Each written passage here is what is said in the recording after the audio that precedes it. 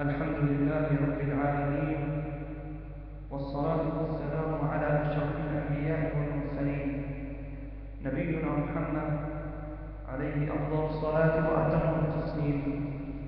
أما بعد، قال الشافعي رحمه الله تعالى: دع الأيام تفعل ما تشاء، وطب نفسا إذا حكم القضاء، ولا تجزع لحادثة الليالي، فما لحوادث الدنيا بقاء.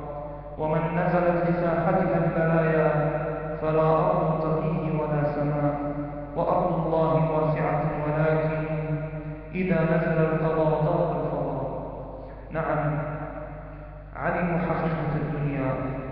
إلى كل معاق، إلى كل من أصيب بإعاقة مستديمة، إلى كل من شل جسده وعمي بصره.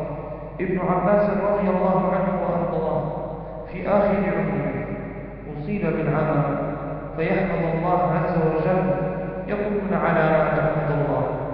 قال: الذي أبقى لساني ذاكرا، الحمد لله، الحمد لله على هذا.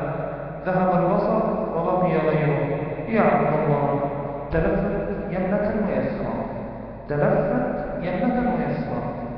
إذا أصبت بمرض انظر لغيرك، انظر إلى من حولك، انظر إلى من أشد منك مرضا وأقصى منك مصيبة. رجل من الأعراب من البادية، عنده أموال، عنده أغنام، عنده أبقار، عنده بنيات، وعنده زوجة ما أحسنها في زوجة، وفي بيت صغير يعيش في تلك البادية. في يوم من الأيام ضاع إبل من إبله، ضاع إبل من إبله، ذهب يطلبها، تأخر 3 أيام، ولما رجع أتعرف الذي حصل له؟ كان الأهل في البيت، وفي آخر الليل اشتد المطر، وفي آخر الليل اشتد المطر، وجاء زيد عظيم، فذهب الليل وسقط البيت على رؤوس أطفاله، ولم يبقى في البيت أحد، لا ابن ولا أبناء، هلك كل شيء. رجع فوجد الأرض قاعا صفصفا، لم يجد أهلا ولا أولاد ولا مالا ولا مسكنا. ذهبت الدنيا بلمح البصر، وهل أدرك الإبل؟ رجع وحتى الإبل لم يتركها، خسر الدنيا بلحظة. فإذا به من بعيد يرى بقافلة تمر، لعل إبل من إبله مع هذه القافلة، تبعها، فإذا هو يمسك بديها، رفسته برجلها على وجهه، سقط على الأرض، فإذا هو قد عمي، ذهب بصره. ما الذي بقي له؟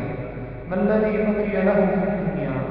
يمشي في الصحراء ويصيح بأعلى صوته لعل أحد ينقذه، فإذا أعرابي آخر أخذ بيده وأخبره الخبر، وذهب به إلى الخليفة وأخبر الخليفة بقصته. فقال له الخليفة: كيف أنت الآن؟ من يتحمل هذه المصيبة؟ ومن يتحمل هذه المصيبة؟